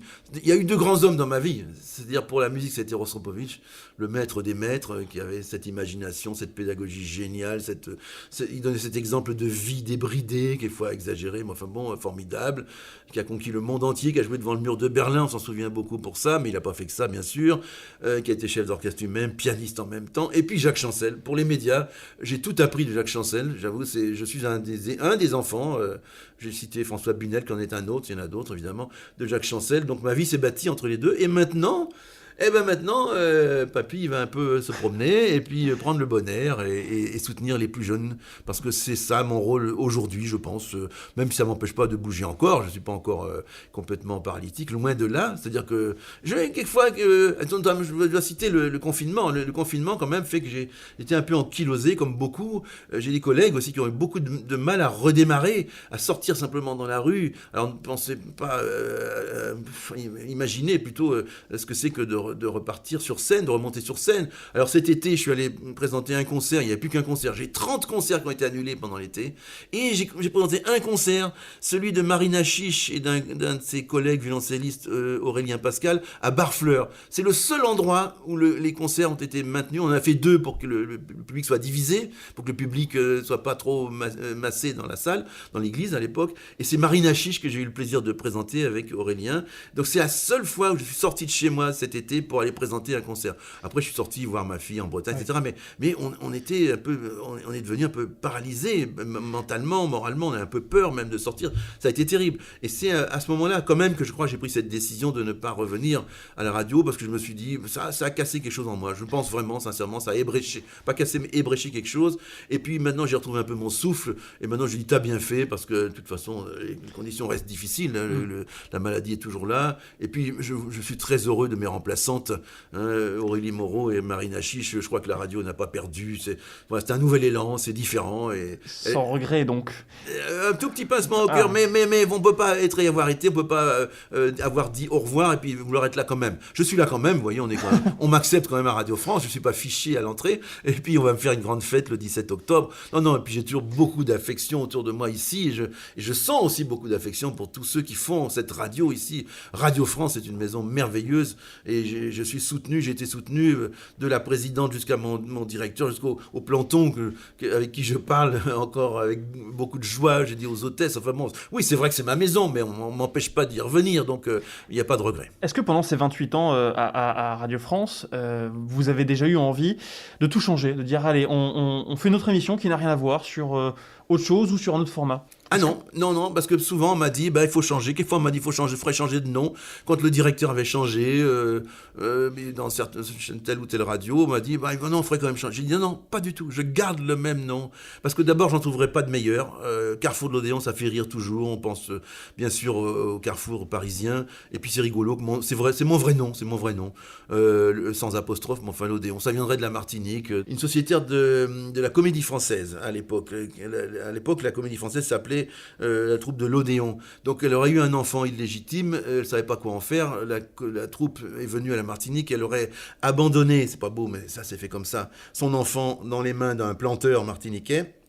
Le planteur en question n'aurait pas trouvé de nom, il ne savait pas quel était le nom de ce bébé, il l'aurait appelé l'Odéon, puisqu'il était amoureux de cette troupe, il allait voir des pièces à Saint-Pierre, parce qu'on jouait à Saint-Pierre à l'époque, et puis voilà. Et ce nom est resté sans apostrophe, peut-être à cause de la Révolution après aussi, je sais pas. En tout cas, c'est lié au théâtre de l'Odéon, c'est sûr, absolument. Donc, il n'y avait pas de meilleur nom à trouver, et puis, si facile à mémoriser, surtout, c'est pas qu'il soit tellement bon, mais facile à mémoriser. Et surtout, on a pensé à changer de format. On m'a dit quelquefois, ce serait bien. J'ai dit non. Tant que ça marche, tant que ça va bien, tant que les gens sont contents, le jour où les gens me diront j'en ai marre, je parle pas des ennemis, quelques petits snobs. Enfin, toujours. Pas beaucoup, mais un petit peu. Mais enfin bon, qui sont pas contents du succès des autres. Eh bien, tant que ça marche et que le public, c'est ça, ce qui compte, c'est le public. Ce que quelques critiques vous disent, c'est pas très important, surtout quand ils sont guidés par une sorte d'envie, etc., de jalousie.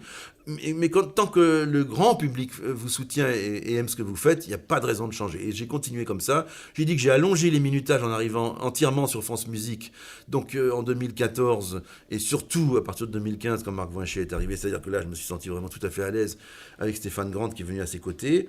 Il a eu un bras droit aussi qui s'appelle toujours Pierre Charvet, qui a été aussi mon ami. Donc j'étais très soutenu à partir de ce moment-là, de 2015. Là, j'ai fait ce que j'ai voulu. On m'a suggéré éventuellement de changer, mais j'ai dit non, et ça continue comme ça. Eh bien, je ne regrette pas, parce qu'on peut dire que cette émission a duré encore, on va dire, plus longtemps que Radioscopie de Jacques Chancel, puisque ça a duré 28 ans sous le même nom, avec une forme qui a été élargie à partir du moment où je suis arrivé sur France Musique. Il y avait 2 heures l'une. Comment ça s'est passé le changement de France Inter à France Musique? Déjà, est-ce que c'était une décision de votre part ou de la direction? Et puis, comment vous l'avez vécu? Alors, ça a été par le fait qu'un directeur général de Radio France, qui avait été directeur de France Inter, celui qui n'aimait pas la musique déjà, est devenu directeur général. Il s'est arrangé pour me faire glisser, comme il me l'a dit après, sur France Musique. Bon, comme il se trouve qu'à l'époque, avec France Inter, j'étais pas en très très bon rapport avec la direction de l'époque, le directeur, disons-le carrément, eh bien, je me suis dit, après tout, c'est une bonne idée, d'autant plus qu'à France Musique, on m'a proposé tout de suite 2 heures. Et je me suis dit, voilà un terrain de jeu qui est formidable. Évidemment, la chaîne a moins d'auditeurs, mais à partir du moment où on a 2 heures, je me fais fort de retrouver la même audience. Et c'est presque ça qui est arrivé. C'est-à-dire qu'on est arrivé rapidement à 300 et 310 et 312 000 auditeurs, ce qui était pratiquement la même chose que sur France Inter. Donc, j'ai pas eu de regret du tout. Donc, je me suis dit, il vaut mieux aller dans un endroit où on m'aime bien que dans un endroit où on veut me faire la peau. Donc, j'ai glissé. J'étais un peu étonné de cette façon de faire, mais très vite, je me suis senti à l'aise. Et d'autant plus qu'en 2015, en 2014, j'ai dit une direction un peu difficile. Mais enfin, bon, on m'a laissé quand même tranquille, en gros. Et en 2015, le bonheur total, arrivée de Marc Voinchet, donc la communion de pensée envers la radio, ce qu'il faut faire la radio. Marc a toujours aimé ce que je faisais, il a compris tout de suite. Il m'a défendu quand j'étais attaqué, il m'a soutenu encore maintenant. Et alors même que je suis plus à la radio, on s'envoie des messages par SMS, par téléphone et tout ça. Et donc ça s'est passé de manière curieuse. C'est pas moi qui ai choisi ce glissement, ce changement de chaîne, mais qu'est-ce que je l'ai apprécié. Je me suis dit, mais là vraiment, j'ai fini ma carrière de la manière la plus belle belle qui soit, c'est-à-dire dans une chaîne qui est vraiment consacrée à la musique, où j'ai eu une page blanche de 2 heures tous les jours. J'étais d'abord en quotidienne pendant des années, j'ai fini en hebdomadaire, c'était aussi une belle page de 2 heures, et maintenant cette page de 2 heures reprise par Marina Chiche, la quotidienne, la deuxième partie de la quotidienne de 5h à 6h l'après-midi reprise par Aurélie Moreau. Tout est bien, tout est bien, qui finit bien. La chaîne continue. Moi, j'ai fini ce que j'ai à faire dans ce domaine-là. Je fais d'autres choses, je fais des croisières, je présente des concerts. Pour l'instant, on est un peu tous à l'arrêt. On est là dans l'expectative. On se demande et on est très heureux quand je vois sur Facebook ou sur Twitter que des concerts ont lieu. Je retweet ou je like. Je mets tout de suite mon soutien le plus possible parce que je suis très heureux de voir que des gens quand même arrivent à faire des choses, parce que là, ça a été une baffe terrible, ça a été quelque chose. Il y a plein de musiciens dont je me demande comment ils vont continuer à vivre, financièrement, et moralement aussi, moralement. Donc on est dans une époque incroyable. On va lentement se diriger vers la fin de cette émission. Quelques questions pour terminer. Vous parliez d'Internet, des réseaux sociaux. Vous êtes très actif sur Twitter, on se suit d'ailleurs, vous retweetez pas mal de choses. Oui. Est-ce que ça a été quelque chose d'important à la fin de votre émission sur France Musique, sur France Inter, sur France Musique, les réseaux sociaux? Comment vous l'avez vécu? Moi, je le vois comme une continuation formidable. C'est-à-dire que, effectivement, j'ai commencé à être présent sur Twitter quand j'ai commencé par avoir un bon téléphone, un téléphone moderne, un smartphone, comme on dit, parce que j'avais une espèce de vieux clou qui était formidable. D'ailleurs, il pouvait tomber de 2 mètres de haut, il fonctionnait toujours. Un Philips, je me souviens, il s'appelait Genius, qui n'existe plus du tout, évidemment. C'était plutôt une cabine téléphonique, c'était gros, c'était bon. Et puis, un jour, il y a eu une grève à Radio France, une longue grève. Ça arrive parfois. Et puis, j'ai eu... Oui, c'est ça, voilà. J'ai eu du temps, et je me suis dit, tiens, il va commencer à foirer, il commençait à donner des signes de fatigue. Et je suis passé dans une boutique devant laquelle je passais régulièrement pour aller de chez moi à Radio France. Il n'y avait personne. Et je suis entré, il y a un monsieur gentil, j'ai dit voilà mon vieux clou, je voudrais changer, avoir un truc moderne. Les autres, ils ont des iPhones, des smartphones en tout cas. Alors il a dit oui, et puis voilà, et puis j'ai pris ça. Et puis un ami, un grand ami, un de mes meilleurs amis maintenant, qui est à la fois réalisateur sur France Musique et compositeur, Laurent Lefrançois, qui était très branché, lui, technique, m'a montré tout ça. Très vite, je suis devenu assez à l'aise. Alors j'ai pas d'ordinateur, j'ai toujours pas allumé un ordinateur. Mais le téléphone, alors là vraiment, je m'en sers très bien, très facilement. Et je dois dire que j'ai commencé à m'en servir beaucoup parce que mon patron, Marc Voinchier, lui, est vraiment, tout le temps présent sur Twitter. Il relance toujours, il fait vivre ses émissions aussi par les réseaux sociaux, par celui-là notamment. Du coup, moi, j'avais un peu comme un jeu. On était un peu à se relancer. Une concurrence. Amicale, Oui. Une émulation, on va dire plutôt. Et puis j'ai commencé, c'était amusant. Puis je trouvais que c'était important aussi. Finalement, on voit qu'il y a des gens qui vous répondent. Il y a un auditeur belge qui s'appelle Pierre Mathurin. Il est tout le temps là. Il est dans son jardin, mais il écoute. Il a une parabole pour écouter France Musique. Il réagit à tout. Il adore Haydn. On sait qu'il adore la musique de Joseph Haydn, par exemple. Il m'a suivi, il m'a soutenu. Il est même venu dans une émission ici. Enfin bon, il relance des choses, des photos que j'avais pas vues depuis des années.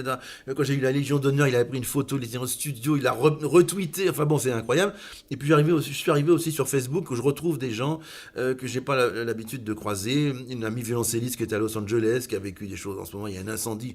Je sais qu'il y a un incendie terrible en ce moment, pas loin de chez elle, qui est venue en France. On se parle, même des morceaux de concert, tout ça. Ça permet de joindre des gens qui sont au Japon, des gens qui sont un peu partout dans le monde. Donc c'est vrai que maintenant je ne fais plus de radio. Je continue par ce moyen-là à suivre ce qui se passe de très très près. Vous avez une relation presque amicale avec certains de vos auditeurs? Ah oui, complètement. Et ça continue grâce aux réseaux sociaux. Donc j'arrête pas. C'est trop d'ailleurs, même dans mon lit le matin, et je suis là avec cet écran qui vous abîme un peu les yeux. D'ailleurs, il faut faire attention. Et puis d'ailleurs, de temps en temps, le téléphone vous dit, vous avez passé aujourd'hui 2h40 sur les réseaux sociaux. Un temps d'écran, tout ça. Bon, mais c'est une sorte de transition. Je vais tâcher de réduire un peu ma consommation, ma présence sur les réseaux.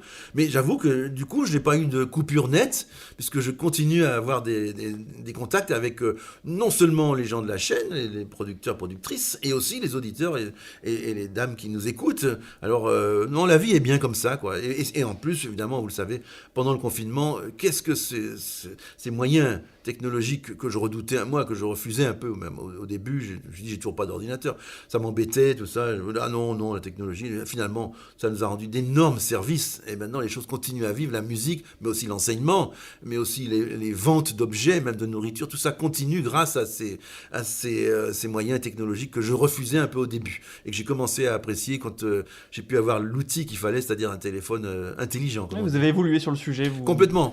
J'étais dans le refus avant. Je disais, j'en ai marre tous ces gens qui envoient des SMS, une communication morte, on se parle plus, nanana. Et maintenant, je me suis rendu compte que les SMS, par exemple, c'est une façon d'envoyer un message sans déranger les gens. Vous n'êtes pas obligé de prendre l'attention de quelqu'un pour faire passer un petit message. Non, c'est complémentaire. Faut pas oublier de parler aux gens quand même. Hein. Mais c'est complémentaire quand même de la voix, parce que la voix, c'est très important. Mais ça. Non. Maintenant, je suis absolument acquis à ces nouvelles technologies et je continuerai longtemps. Et je pense que ça va me permettre de continuer à participer au monde musical, en dehors du fait que je vais continuer à diriger, bien sûr, si on me demande. Je vais diriger, par exemple, la 3e symphonie de Beethoven, l'héroïque, dans le pays des Landes, au Festival des Abbayes, autour de Dax, en juin. Puis je vais diriger un concerto de Haydn avec un merveilleux trompettiste, on va se retrouver. Mais là, on a été privé de tout pendant tous ces mois. On a été privé de concerts, de présentations de concerts, de radio. On ne pouvait plus venir ici.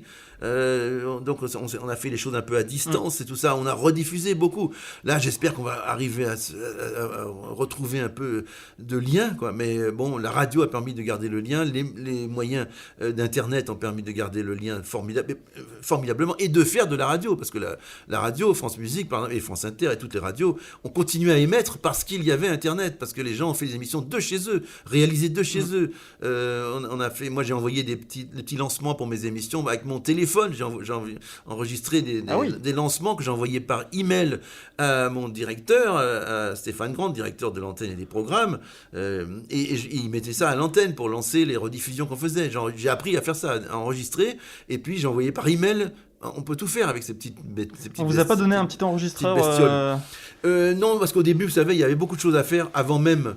Alors, il y a eu quelques-uns, comme ça, Alex Dutil, il avait cet enregistreur que vous avez là, je crois, le même. Et puis après, les plus jeunes ont eu ça, et puis on a essayé de remettre à l'antenne Alex, qui a vu sa discipline de jazz, il voulait être présent, il voulait être en direct, donc il a voulu ça. Et puis, avant de relancer des émissions comme la mienne, qui était une hebdo à cette époque-là, au moment de la catastrophe, c'était une hebdo, donc c'était pas si urgent que ça. Parce que quand vous rediffusez une hebdo, c'est moins embêtant, parce qu'on l'entend qu'une fois par semaine. Rediffuser des quotidiennes, c'est embêtant parce qu'on risque de retomber, les gens qui écoutent régulièrement retomber. Vous voyez à la télévision, combien on rediffuse des feuilletons, c'est terrible en ce moment. Moi je regarde avec plaisir Arabesque sur TV Braise, ou je regarde sur la 10 des feuilletons Mentaliste, tout ça, mais quelquefois ils sont fous, ils rediffusent la même 2 jours de suite. Enfin c'est une perte incroyable, je crois qu'il ne faut pas faire ça. Donc la radio a très bien fait pour continuer d'émettre quand même, en essayant d'abord de privilégier les quotidiennes. Et moi on m'a demandé à la fin, tu voudrais pas avoir un appareil comme vous avez sur la table là pour faire de chez toi?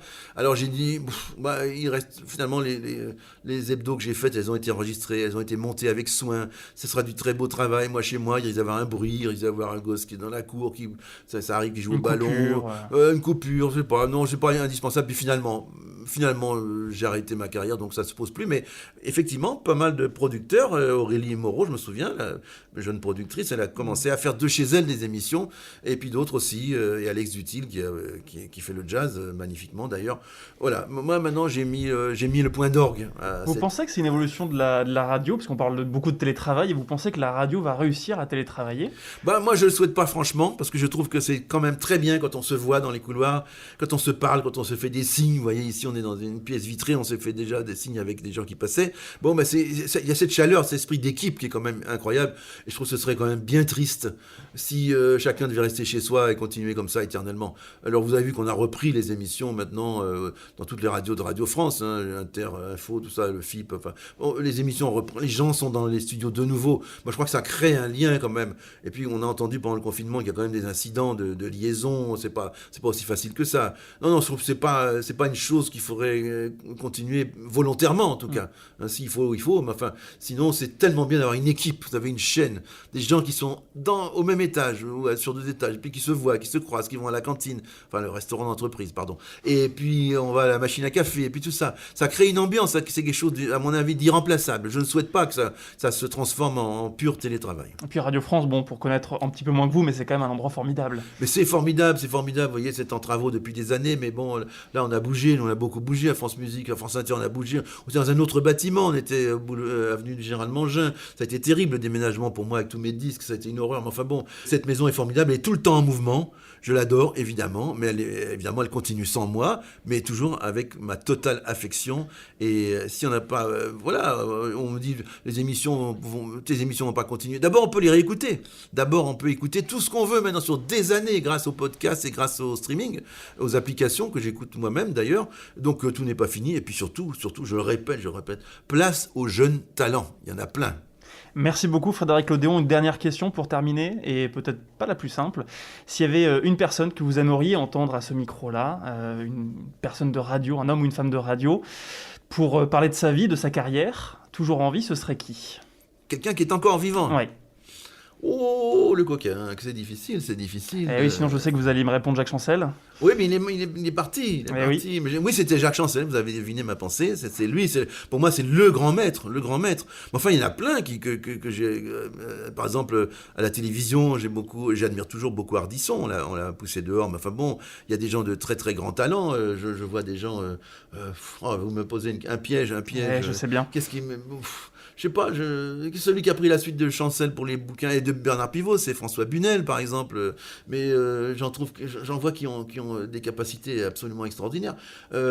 Par exemple, Anne-Sophie Lapix qui a fait C'est à vous. Bon, ça a été repris par Elisabeth Lemoine. Babette. Et ben voilà, c'est des gens qui continuent à faire vivre la télévision de manière formidable.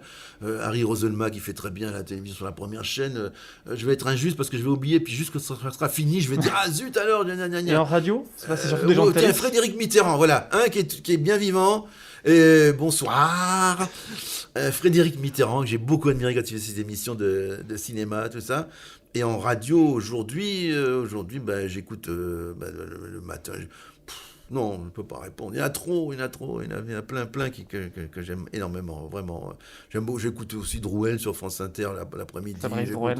J'adore, Charline Vanhoenacker avec Vizorek, les Belges là, qui nous font hurler de rire. Enfin bon, Pop, Antoine de Caunes. Enfin, ça me revient, tous ceux que j'aime. Mais j'écoute, j'étais un producteur fidèle à son métier. Je travaillais d'arrache-pied. Maintenant, je suis un auditeur très fidèle aussi. À la même maison. Et ça fait beaucoup d'invitations lancées. On va essayer de lancer. Oui. Voilà. Merci beaucoup, Frédéric Lodéon. C'était passionnant. Merci Cyril. Merci à vous. À bientôt. Merci beaucoup d'avoir écouté ce deuxième épisode des Micro-ondes. Un immense merci à Frédéric Lodéon de s'être prêté au jeu de l'interview et d'avoir raconté sa carrière pendant plus d'1 heure. La musique originale du podcast est signée Yann Lestrat.